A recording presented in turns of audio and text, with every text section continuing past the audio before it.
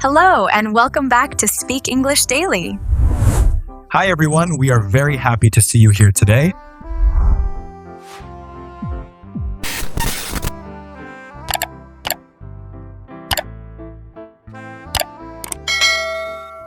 Hello, everyone, and welcome back to Speak English Daily, the podcast where we help you fix the English mistakes that most people don't even realize they are making.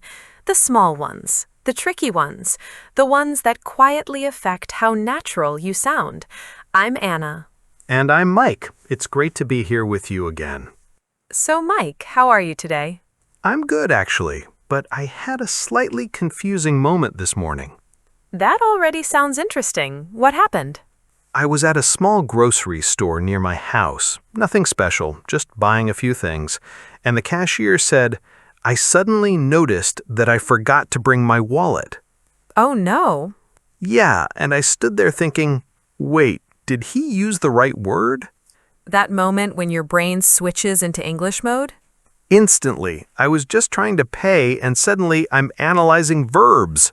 Once you start paying attention to English like that, it becomes automatic. You hear something and your brain goes, is that correct? And sometimes the difference is small, but it still matters. And that moment you had this morning is the perfect example of what we're talking about today. Because today, we are looking at English verbs that confuse almost everyone. Words that look similar, sound similar, and sometimes even feel the same. But they are not the same. And if you mix them up, your sentence can sound just a little bit off.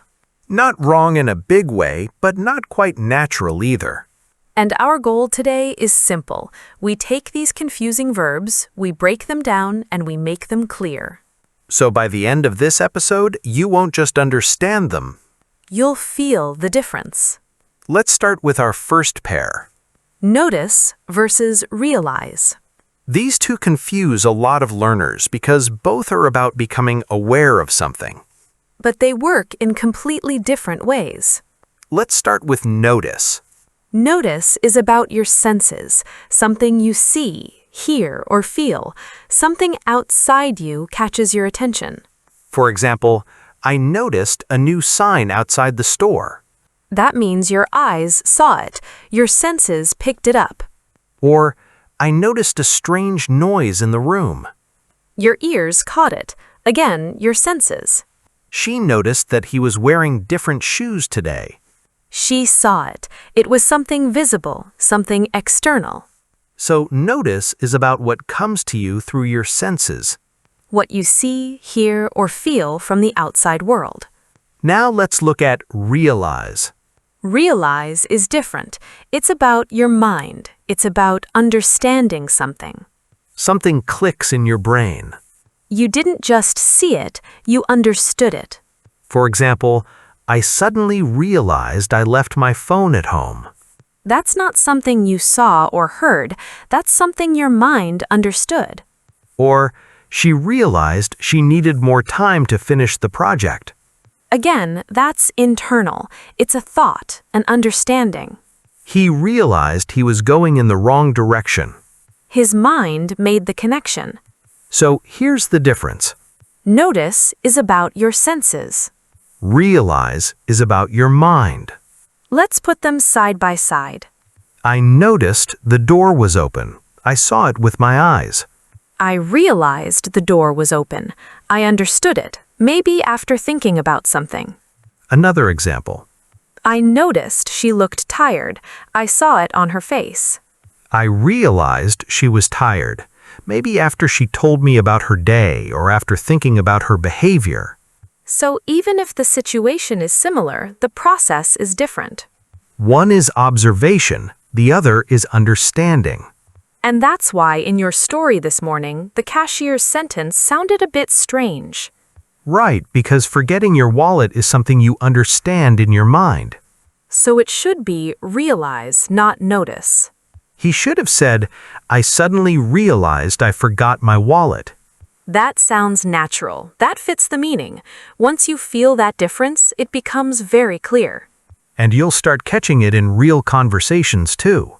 You'll hear people use these words and your brain will quietly check them. And more importantly, you'll start using them correctly yourself. 2 words, small difference, but it changes how precise your English sounds. Let's move on to our next pair, and this one causes confusion even for advanced learners. Sometimes even native speakers pause for a second before choosing the right one. Affect versus effect. They sound similar, they look similar, but they play different roles in a sentence. The first thing to understand is this. Affect is usually a verb. And effect is usually a noun. So affect is the action. Effect is the result of that action. Let's look at some examples. The weather affected our trip. Here, affected is a verb. The weather did something. It changed the trip in some way. Now compare that with this. The effect of the weather was disappointing. Effect is a noun. It's the result, the outcome of what happened. So think of it like this.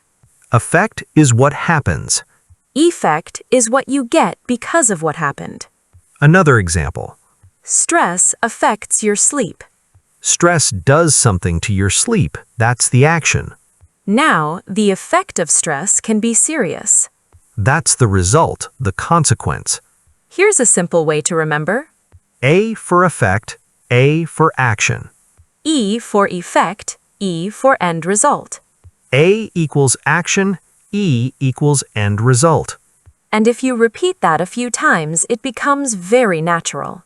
You won't need to stop and think every time. So next time you're speaking, just ask yourself, am I talking about an action or am I talking about a result? If it's an action, use affect. If it's a result, use effect.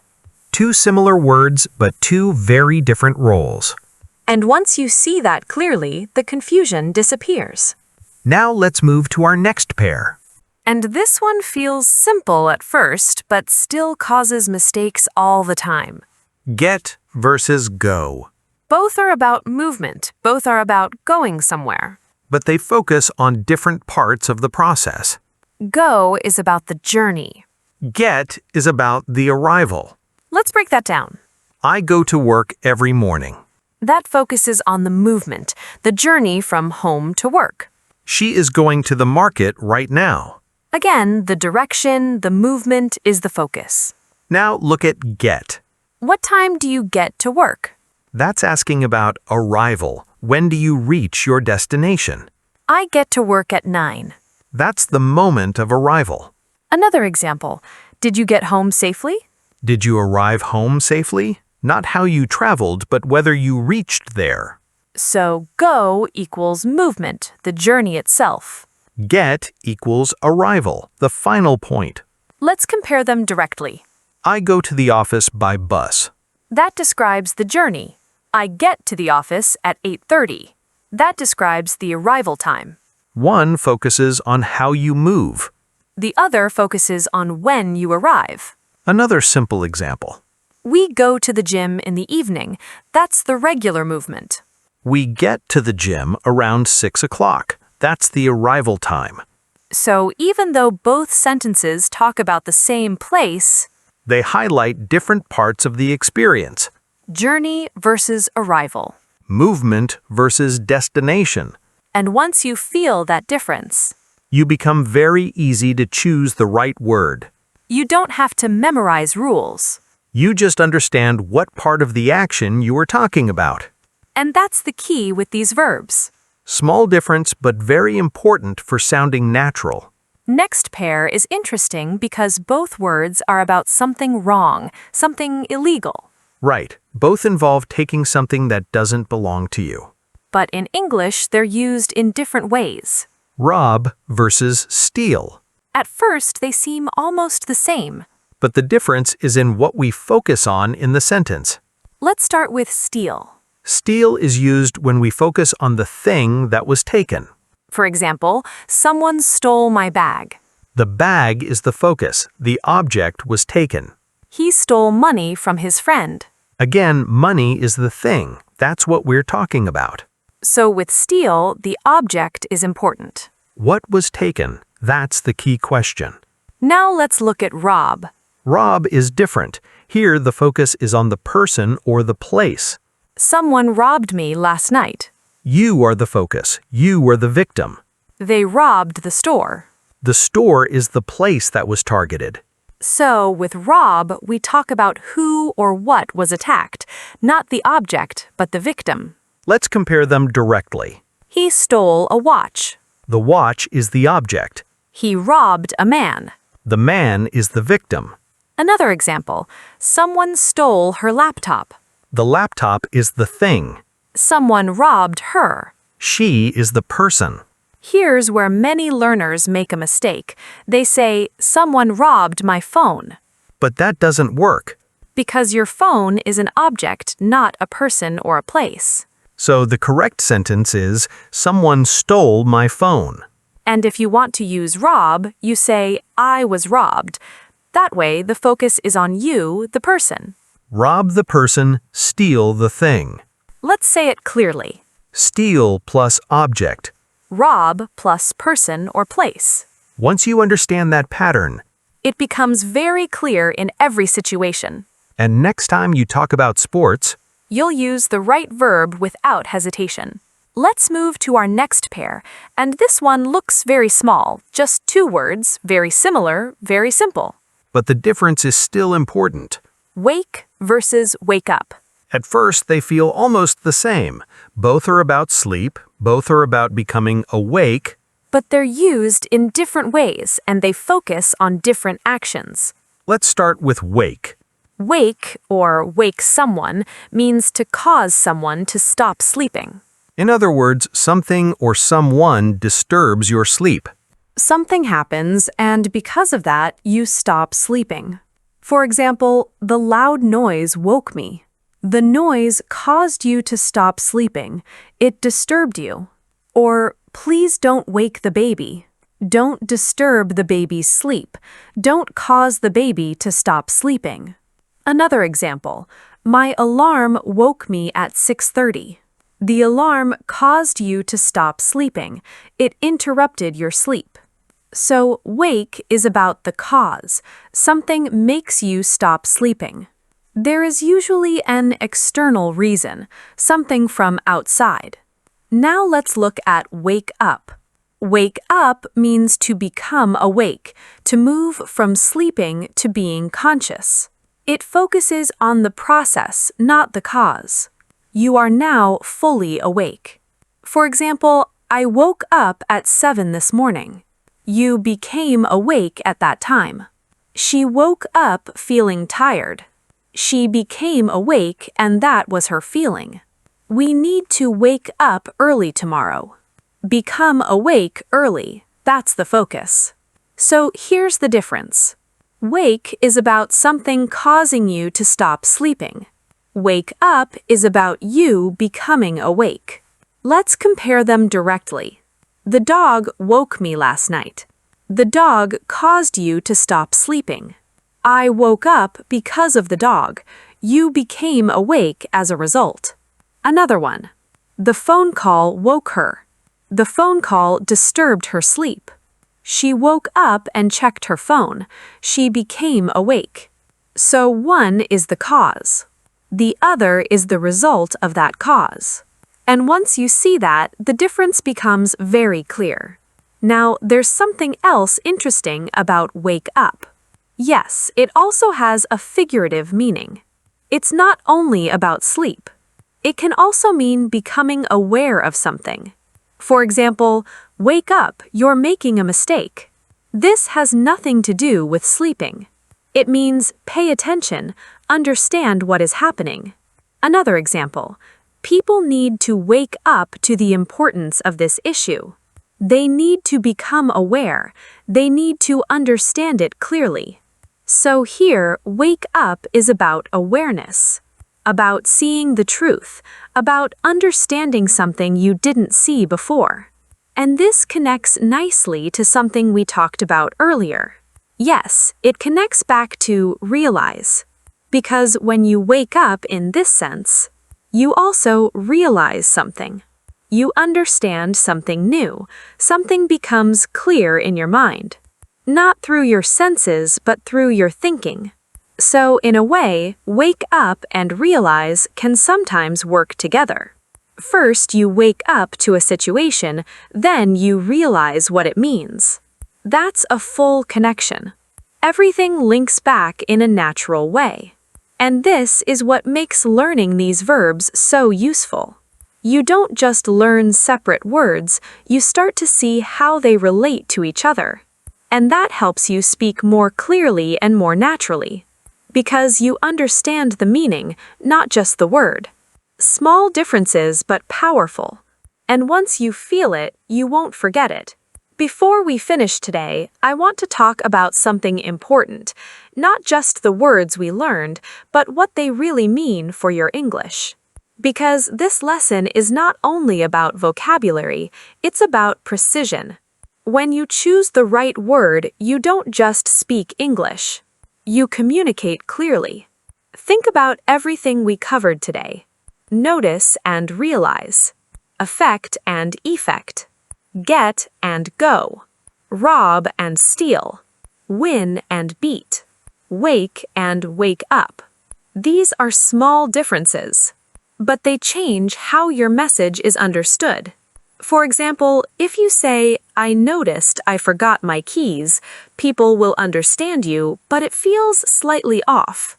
If you say, "I realized I forgot my keys," it feels natural, clear, and correct. And that's the point. It's not about being perfect, it's about being precise enough that your meaning is clear, and your English sounds natural without effort. Because when you use the right word, people don't need to guess what you mean. They understand you immediately, and that makes communication smooth and confident. Another example, if you say, "We won them," people might pause for a second. But if you say, "We beat them and we won the match," everything is clear. The listener understands both the action and the result, and your English feels stronger. So what this really means is simple. Every small correction improves your communication. Every time you choose the right verb, you are building better habits. And those habits slowly become automatic. You stop translating in your head. You stop doubting every sentence, and you start speaking with confidence. That's the goal. Not just correct English, but natural English. And you are already moving in that direction. Every time you listen, every time you practice, every time you notice these details. So take these 6 pairs and use them. Try them in your daily conversations. Pay attention when you hear them. Notice how native speakers use them. And slowly they will become part of your English, without effort, without stress. And that's something worth building. Step by step, word by word. If this episode helped you even a little, make sure to like this video. Subscribe to Speak English Daily for more lessons like this. We share new episodes regularly to help you improve your English.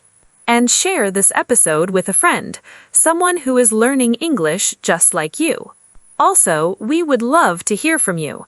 Which pair was the most confusing for you before today? Was it notice and realize? Or maybe affect and effect? Or something else from the episode? Tell us in the comments. We read every comment. And your feedback helps us create better lessons for you. Thank you for spending this time with us. Thank you for learning with us. Keep practicing, keep improving, and most importantly, keep speaking. See you in the next episode.